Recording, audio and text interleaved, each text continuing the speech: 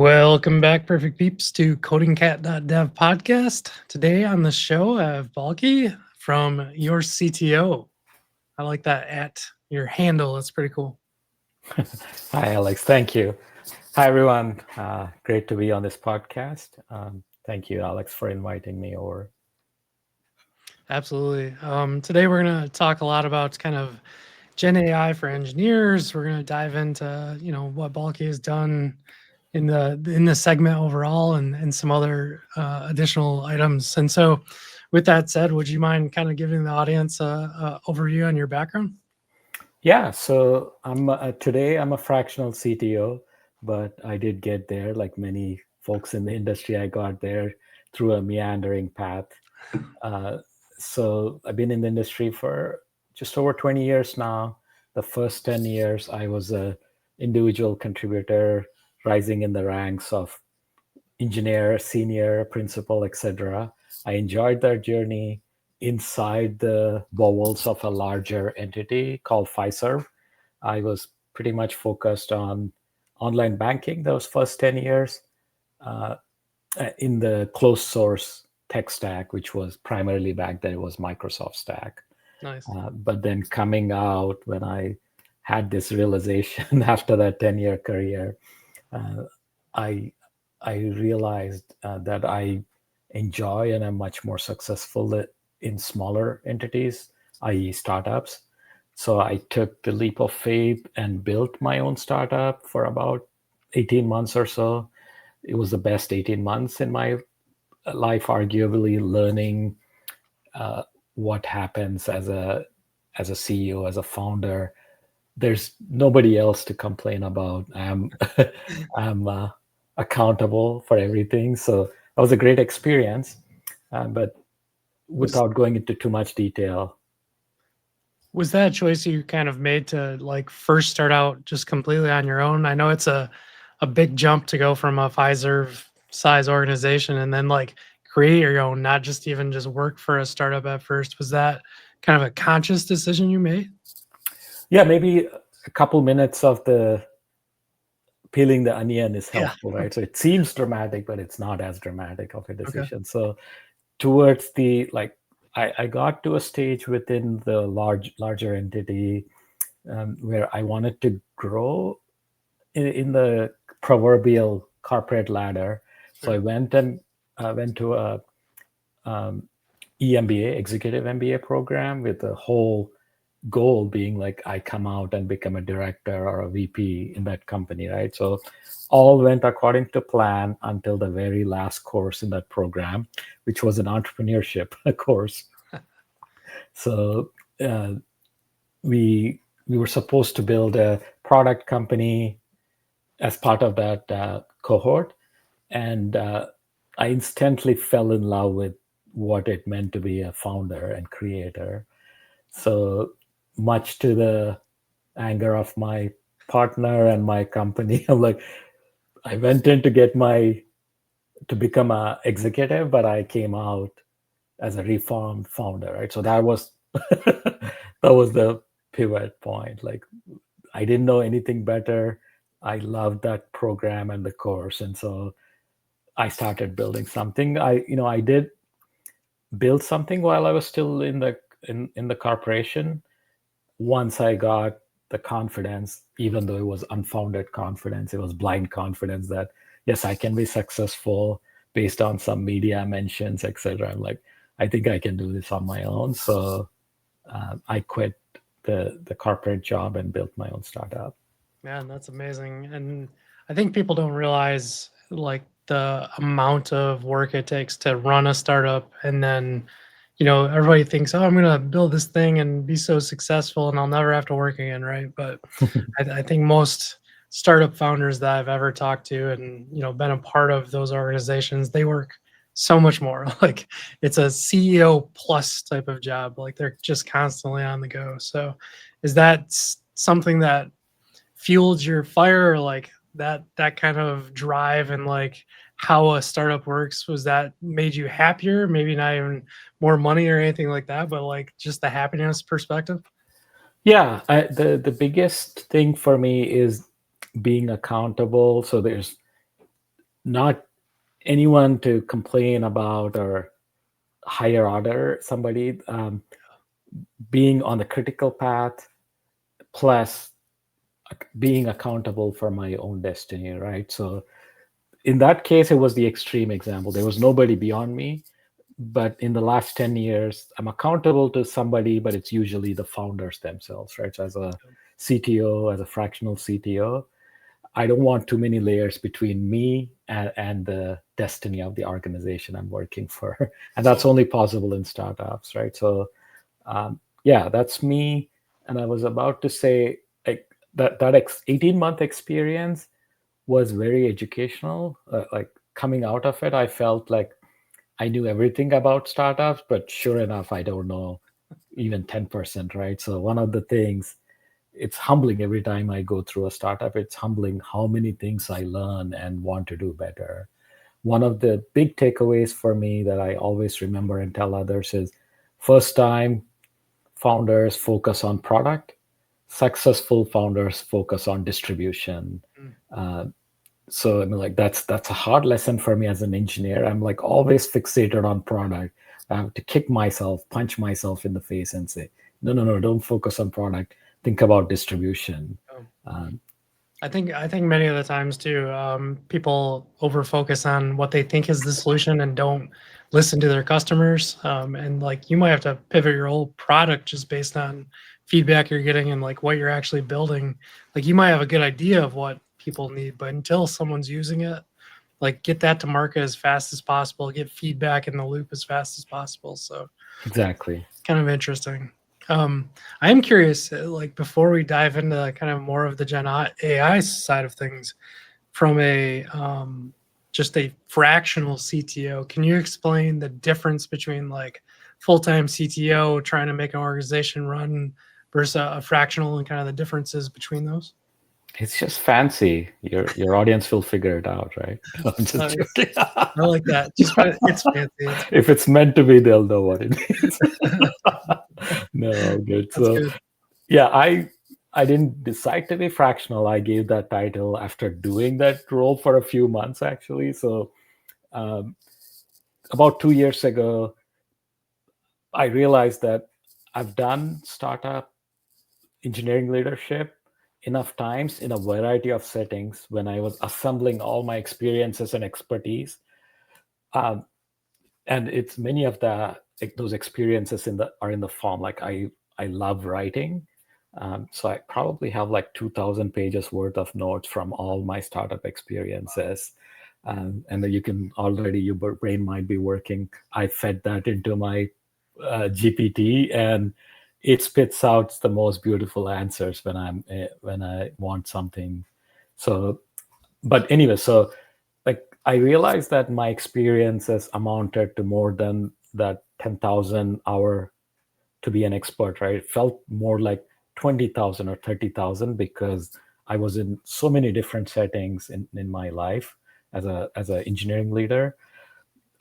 Something sparked in me, and like, I can use this knowledge to with multiple companies, right? So I've always been claimed allegiance to a single company, Mhm.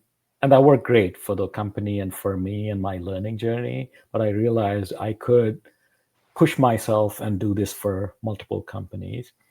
And around the same time, one of my friends who was doing moonlighting as a CTO for a startup could not do it anymore. He had this full-time job and family, and then he was moonlighting. And when he saw I was in between jobs, he was like, I think if you take this up as like your breadwinning gig, you'll be much more successful. And so, like, I went in without a full-time job, only like 20 hours a month sort of thing, but I didn't have anything else. Gotcha. So I loved every minute of doing that, just focusing on what's most valuable, because all I have is 20 hours a month with the founding team. I cannot charge more than that. So every minute had to be valuable Yep. in that gig, right? So that was amazing. So I just turned that into full time. So essentially, fractional CTO is nothing but multiple part-time CTO jobs, right? So at Sure. the peak, I was helping 4 companies. Right now, I'm helping 2. I have capacity to do 1 or more fractional CTO gigs. Like it. So, I mean, you're helping like these multiple SaaS or startups scale from, the crazy chaos to more clarity on like products and getting those distributed. Um, I guess to kind of jump further into the topic, how did Gen AI, I don't know why I'm struggling with that word. How did Gen AI evolve from like just another tool to like a central part of your practice and like an engineering leader in this space? Yeah, I'll be honest, right? So the market is flooded with the the proof of concept type of things, Mhm. right? So for essentially targeted at non-engineering people, so you could build a prototype in minutes or seconds today with Lovable and Bolt or all these tools, which is great. Like I use those tools every day to build prototypes and experiments. Mhm. In my world, though, there's a sizable chasm between building a prototype, getting traction, and being able to scale. No matter how much we want to tell ourselves that it'll scale on its own, it doesn't, right? So my target is I help people build their POCs. But my main expertise is to help them scale and raise money. So that chasm is where I've specialized over the years. Um, the way I do this is GenAI is still instrumental in filling that chasm. So uh, any company I go into almost without fail does not follow any of the best practices of engineering, and I'll go about the details of what they are. Sure. They just grow by brute force or by accident, right? Which is awesome. Not many companies get to that scale of revenue, product market fit, etc. But they do stall. Inevitably, they stall. Before Gen AI, after Gen AI, they stall once they reach a certain point of scale. So I'll pause there and see if this is going in the right direction. Oh yeah, absolutely. I think it's kind of amazing to understand where we're sitting at today for sure, and kind of like what tooling and what things are being created that surround AI and where we should get to in tomorrow's world. Yeah, exactly. So yeah, we talked about building proof of concept, POC, small tools. It's a solved problem today, right? It wasn't a solved problem 2 years ago. Mhm. I still imagine like marketing and sales and other departments coming and begging me, can you build this tool? And I would say, wait 6 months. Today, it's not needed. Anybody can build a prototype, an internal app, and that's awesome. So that chasm we talked about, something you put in front of the market, you got traction, and now you want to scale it or raise money or both. Um, for that to happen, my hypothesis and my experience is that you you have to build that with a level of engineering excellence. So here's what I do. So again, this applies before or after Gen AI is a thing. So I call this engineering excellence pillars. Before Gen AI, I had 4 pillars. Pillar number 1 is automated testing. So you write the code, but you want to be able to test and validate that your code withstands real life, and you can do that with automated testing. Number 2 is CDCI pipelines, automating. You write the code, it needs to get into production. You want it to do that in a predictable, I call it drama-free fashion, right? So there should be Yeah. no drama when you put something in prod. Uh, Number 3 is observability. When something happens in production, you should be the first person to know. By you, I mean the engineer or engineering, not the customer. The customer should not call you and say your site is broken. So that's observability. And then 4 is modular architecture, which is more like engineering focused, to be able to rapidly evolve your code. You need to have the code organized in modules so you can easily change without breaking things and scale, etc. So those are the four pillars. Mhm. The fifth pillar I added in the last couple of years, it's as you can imagine, it's GenAI fluency. We can go into more, like there's three sub pillars under GenAI. We'll go into those later. But yeah, here the way I see this as, without GenAI, for almost any company to improve this engineering excellence is not easy. Like many times it's impossible. By the time you follow these best practices, your company will go bankrupt. But because of Gen AI, we have this golden opportunity to, without slowing down, without selling the farm, you can accelerate all these engineering excellence pillars, which means you can continue to scale without taking a pause. So Yeah, I think that's really important too. I hear so many more companies, like I'll probably put Salesforce out there, I guess, is one of them that I've heard, how they're saying we're eliminating so many jobs, by using AI or Gen AI. And for me, there's still probably those DevOps jobs and everything else that kind of create these flows and someone having to look at it. Do you feel as though right now, at least, that the market is shifting what people do, but you still need them kind of in functional roles to make sure this thing's happening? We're not quite to like agentic everything yet. yeah, agentic is next level. I'll be honest, like I've tried agentic stuff. I've not completely embodied the agentic world at this point, right? So I feel like in 95% of the companies in the real world, they're so far behind. Even like something like how to use cursor effectively in a team, Sure. they'll be leaps and bounds ahead of the rest of their competition. So like in this popular media, by that I mean LinkedIn, Yeah. people have these highlight reels that like they're talking about all this fancy stuff, but you could be one step behind and still be extremely successful. And I see that every single day. To your question though, even if we take a somewhat conservative view, like that, the job role is changing, right? So for an engineer, it's taken a dramatic shift. The way I project and coach engineers is that it's a different world. Like for 20 years, it was similar, like where an engineer could just rest on their laurels of great craftsmanship and good knowing the inner workings of a language or syntax or things like that. Yep. That's been commoditized. We better accept it. The core craftsmanship for the most part has been commoditized. What has not been commoditized yet is having that founder mindset. It goes back to my founding days, right? So Yeah. thinking about the distribution, thinking about the customer. Plus, another thing that engineers could pride on before is I'm a front-end engineer, or I'm a back-end engineer, or I'm an infrastructure engineer. Those days are also numbered, right? So full stack, truly full stack, that I can build, deploy, test, validate, etc., a feature, product.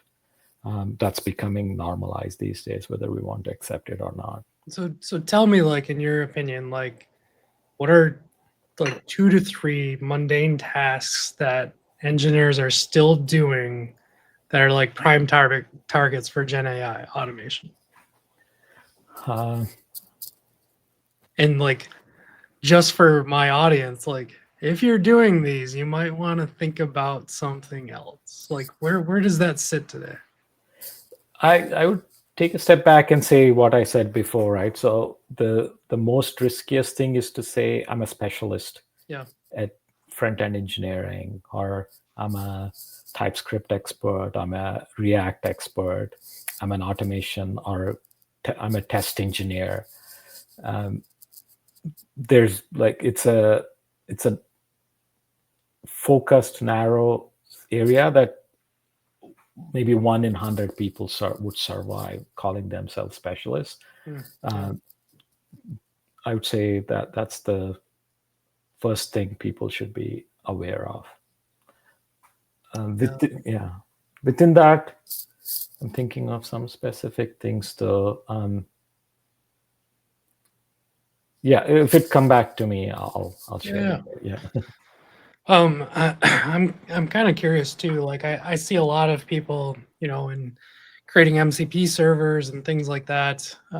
They're basically wrapping, APIs and these models around APIs that are pre-existing just to get servers out there and make sure they're not getting lost. And with the API SDKs that are, or the app SDK rather, for OpenAI coming out, I'm starting to see like a walled garden kind of effect where if OpenAI is the biggest and everyone's using it, they almost have that Play Store or like App Store effect starting to occur, where if you don't have like a MCP server and you don't have, and or I should say, you don't have an app SDK going to get you into these new like models of function around OpenAI, you're going to be behind, and like your product's going to suffer and everything else. Do you find that to be true, or is this just something that I'm like starting to notice and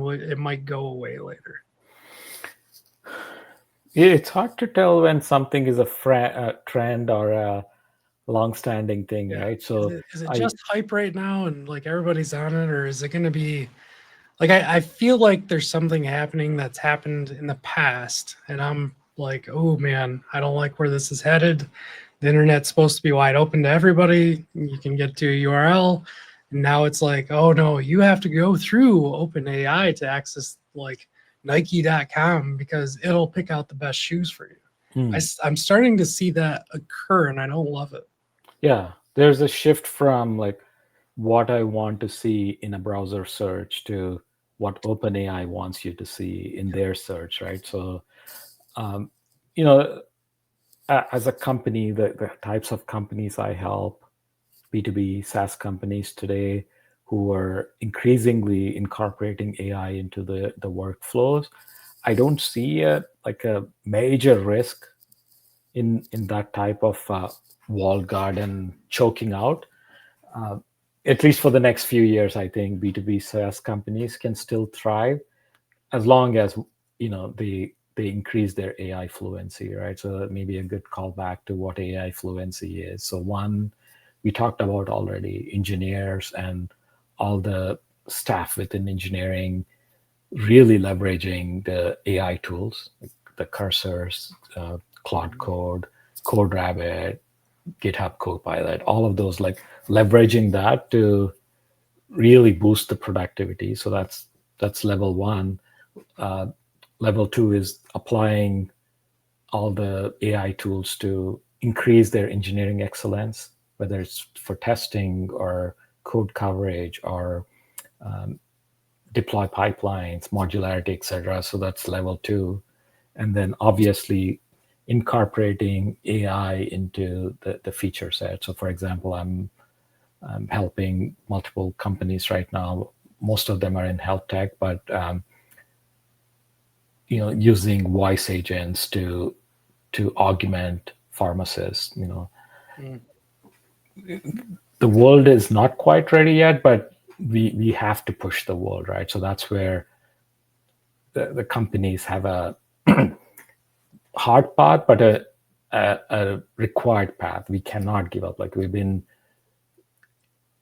trying to get into the market with a voice agent, but there's friction in the market. We're not going to give up just because there's friction, right? We'll work around the friction and we'll be the pioneers in doing that. You know what I mean? So Yep. those are the things I'm focused on.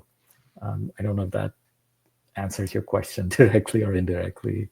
Yeah, I think it does, and it's interesting to kind of see that, and it always comes down to this question of like, is AI going to replace us or not? Are we steering individuals into AI products that we shouldn't be? Like it's all these new kind of questions that come through and arise, from this newness of it all. So I know you have kind of a new product that you're coming out with as well, or you have already. Can you just kind of break down, you know, why you created it and like how it's beneficial to other people to check it out? Yeah, it's called DevIQ. It, like many things in my life, it came out of the conversations and experiences I had. So a lot of the essence we talked about already, right? So as a fractional CTO now and as a full-time CTO before, at least half a dozen times when I go into a company and there's a big disconnect between the technical and non-technical folks. The non-technical or the business folks will say engineering is moving slowly, and the engineers will say we have tech debt and we don't have guidance, right? So I'm usually the translator between those two folks before and after I join the company. But uh, to to like bring those two parties together, um, I have to go through a lot of work in assessing the current state of engineering, um, their strengths, their weaknesses, etc. And that's where DevIQ came out of. Through my experience, I realized that if an engineering org slowly, steadily, consistently invests in those engineering pillars, like just to repeat for your audience, automated testing, automated CDCI pipelines, observability, modular architecture, and now AI fluency, right? So methodically investing in those over time, it's pretty much guaranteed that your engineering org will be in the 95th percentile or better. Like if you invest in the right things at the right time, irrespective of what your org is doing, whatever product they're building, if they invest in these over time, they'll be successful, fast, high quality, etc. So that's what DevIQ does. Today, it goes through a series of questions that either there's two personas that can use this. One is a non-technical CEO that just wants to get, it's more of an educational tool for them. And then if you have, for example, most organizations I help, there's one or more like a tech lead sort of person, right? So so we can talk about that tech lead persona. They go through this maybe 10 to 15-minute exercise. They provide the context about their organization, go through and answer certain questions, and in a very prescriptive fashion, the tool gives you a grade of your grade C on automated testing, your grade B on GenAI fluency, etc. Right, and then it also gives you very specific ideas and tools and paths that how you could improve the grade. So that's DevIQ. Today, I'm just anybody can use it for free. Today, the way I use it is when I go into an engagement.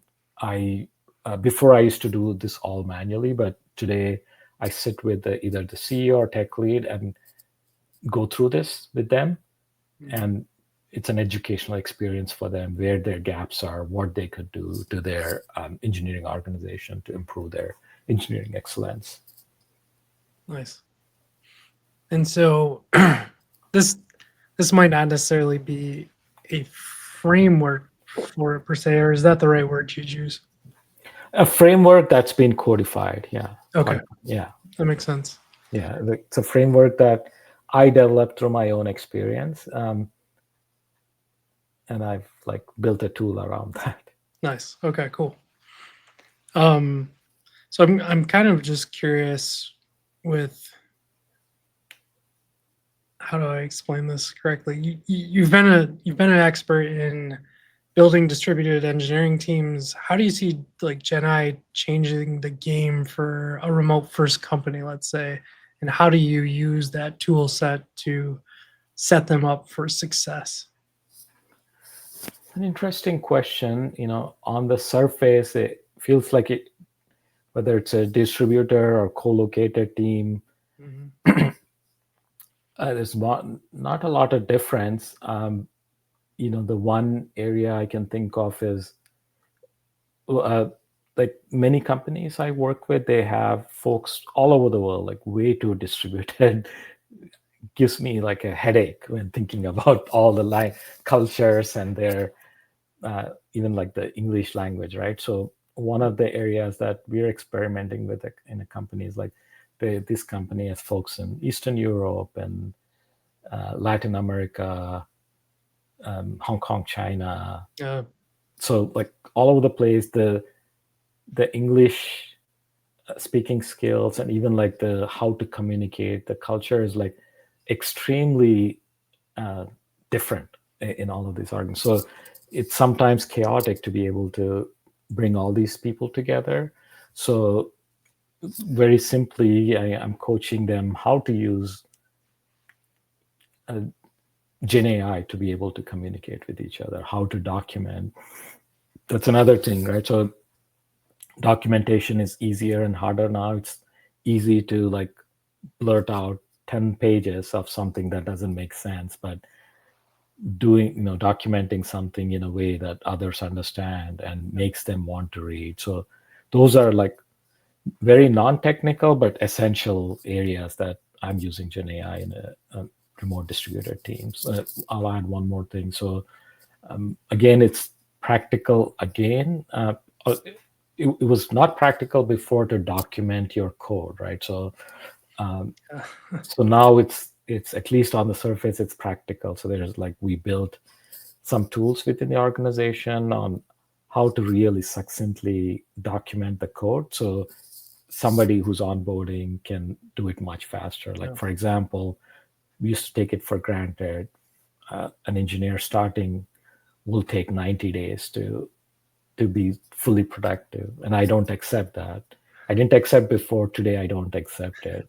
With proper documentation and a proper plan, they should be effective in 2 weeks, if not 1 week. So that's a challenge I give to all new engineers.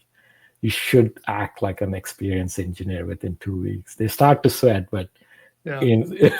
but it's possible. You'll get some of those aha, I didn't know that moments, but for the most part, that would be good. I'm kind of curious, like we're talking about, Gen I and what's coming next and things like that. Usually I would ask this question like a year and a half to 3 years, but AI is so fast paced. In the next like 6 months to I guess 12 months, what are you most excited about as an engineer in the space? And then like is it more powerful models, agentic systems? What's kind of the next piece you're like, oh, I can't wait until X? Yeah, I'm like too embedded in the practical, so so I'll Okay. talk about that. So again, like I feel like anybody who's starting today or a year ago have has it somewhat easy, right? So they're in the AI native world, so they they'll face problems down the line. We won't talk about those, but they at least know what to do and what not to do and use all the tools to leverage, right? But there's too many companies that are successful but have a lot of baggage in the form of legacy code. So that's where my mind goes, and that's the types of companies I've been helping, and they need the most help. They're successful from a product perspective, but failed as an engineering org, right? So Yeah. taking them from the Stone Age to the modern age, that's where I'm always like my eyes light up when I see tools. So one of the tools, like my friend um, actually built this tool called Axel AI, axal.ai. And the premise there is they embed themselves into our legacy code and then tell us ways on how to modernize that. Nice. Right. So that's where I see the next $1 trillion company, Yeah, if that they makes can sense. solve Kind of that. all Because that they're tech debt that's Mhm. laying around. Yeah. Exactly. So it's even today, it's hard to put my finger like how that, because I'm so deep in the weeds, it almost feels impossible, but I can also see the ray of hope that AI is our savior. If anybody, AI could solve that problem. And I want to be a part of that solution. Yeah, that's pretty cool. I'm just thinking of like the engineering side of it again, and something that comes to mind. I believe I read this, and I can't remember if it was your GitHub, but somewhere that you have a philosophy of carving out like 15 plus hours of time to like learn, right? And I'm curious with the pace of AI, how does a person like go about staying up to date on what's happening and actually bringing that back to a functional level within inside their organization? Yeah, I mean, you answered yourself, right? Like bringing it back and applying is the key part. So, I mean, there's so much happening. You still want to stay abreast, but a lot of discipline. I have to be disciplined myself, right? It's easy to get carried away by the next model or next tool that's out there. So I, again, like most things, Pareto principle, 80%, I look at the problems inside the organization and go look for the appropriate solutions. Like as for example, the legacies, like the bane of my existence, or most engineers' existence, right? Legacy Sure. code, tech debt. So look for solutions that can help that, or like even thinking from the engineering excellence pillars, right? So anything that can accelerate the engineering excellence, that lights up my eyes. Oh, I nice. focus on 80% of my time on those areas, but 20% of the time I do go after the bright and shiny objects out there because that's like both keeps my juices flowing as well as you never know what you'll find in that exploratory phase, right? So, but long story short, discipline is key, more important today than ever. Otherwise, I would spend all my waking hours experimenting with things that may or may not be useful. Nice. Yeah, me too.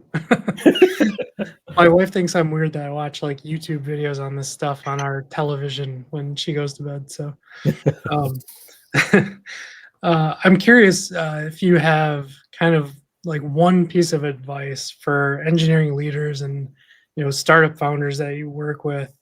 Um, what is the one question they should ask themselves before they decide to add AI, just like cram it into their product? Like what would you say to ask yourself?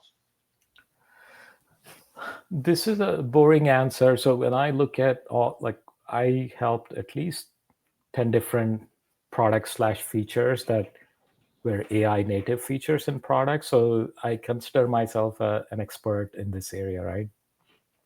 The boring answer is at the end of the day, it's no different than a regular product feature. So is this something that the customers want? And does this make their life better by using Gen AI inside that tool, right? So it's pretty straightforward whether, Sure. before going and making sure your prompts are perfect and you're using the most sophisticated tool chain, uh, evals, blah, blah, blah. First ask yourself, will the customer want it and will they use it? Yep. And in most cases, if you can, this is another lesson I've seen repeatedly. If you can somehow in your prototype or post prototype stage insert a human eval, do that before going all in and assume that we will completely automate and remove the human. I'm yet to see something like that work. So I would say for most business cases, start with a human in the loop and slowly chip away at what their involvement is. That makes sense. I wanted to circle back a little bit. You said kind of under the Gen AI, I think there was three pillars under that, subsection. Can you just clarify on that a little bit? Oh yeah, good callback. We may have touched on it already in different phases, but the three are one, it's pure like the productivity, right? So the popular media, what they project, the cursors and Yeah. bolts and all that good stuff, right? So straight up improving engineers' productivity. Over there, the two competing tools that we use today are Cursor and Claude Code Agent. They serve slightly different purposes and personalities. As an engineering leader, I'm more comfortable with Cursor. The more like craftspeople, they enjoy Claude Code, but both sort of like improve the productivity, right? So how to use them, how to use that at scale. For example, as an individual, you could be pretty successful, but as part of a team, Cursor offers something called Cursor rules. You can optimize those so all of you are following similar best practices, for example, right? So, so that's like pillar one, pure productivity boost for engineers. Pillar two is what we talked about. It's a meta topic. What type of best practices and tools can increase your engineering excellence? For example, CodeRabbit is a tool. I don't know if you came across CodeRabbit, but Yep, for it sure. decreases the amount of time and an effort needed to review pull requests, right? So it's one of the underestimated things, like how it could impact your speed to delivery. So CodeRabbit really makes an impact there. So that helps with pull requests. And I think I shared about Axle AI. So using that tool will help modularize code better, scale better later on. Another tool I use is antithesis. So you give them your container with your product, and they find the most edge case issues with. Oh wow. So those are the things that improve. That space is also constantly evolving, and that's actually speaks to me more than Cursor, because that's where I see the most problems in engineering orgs. I've seen some people using BugBot as well through Cursor, so to catch and security issues and things like that. But yeah, those are definitely important. And the third pillar is the art and craft of incorporating AI into your products, right? Into the products that you use. We spoke a little bit about some of the more obvious things, use human in the middle before over engineering your product with AI. But once you get product market fit, a new crop of problems will surface, right? Eval, security, prompt, prompt tuning, and things like that. So like it's a maturity spectrum. Most people will over engineer and think about things like LangChain and agents and blah blah blah, but almost 99% of the case you can simply call OpenAI APIs and you'll be on your way. Like you start there. As you find success, think about the maturity and the engineering crafting in that spectrum. Awesome. Yeah, I love that advice. Anything else that we're not kind of covering just to wrap it all up? I think we've talked about, what's real, what's not, a little bit about what's coming, but is there anything else that you would give advice for Gen AI for engineers? I don't know, maybe I'll zoom out and say, most engineers, even engineering leaders, tend to be in their shell. Right. So either they're like reading the news and either getting stressed out or excited, but I would recommend them to go out and spend time with like-minded people. So the first 10-15 years I was that way, like I was in my own head. But once I realized I should spend time with my peer groups, that's been a major shift for me, right? So it's beyond Gen AI, but even with Gen AI, it's quite important. For example, I'm part of 4 different cohorts of engineering leaders. So when I see something in the news and realize that could help me in one of my companies, I just don't jump in. I'll take that into one of the cohorts and put my use case and what I'm planning to do, and I get the richest feedback. Even in this age of Gen AI, I get higher quality feedback doing that, asking my peers, and I shave off weeks and hundreds of hours of research and experiments. Yeah, that's great. Well, Balky, I really appreciate your time kind of breaking down the subject a little bit further. It was super fun diving into it. And I can't wait to see where Gen AI ends up next and how it changes at least my career. I know that. It's But a going to lot of other disrupt for people. sure, but it'll make it a fun journey. Yeah, for sure. Well, thank you so much for joining CodingCat.dev, and we'll talk to you next time.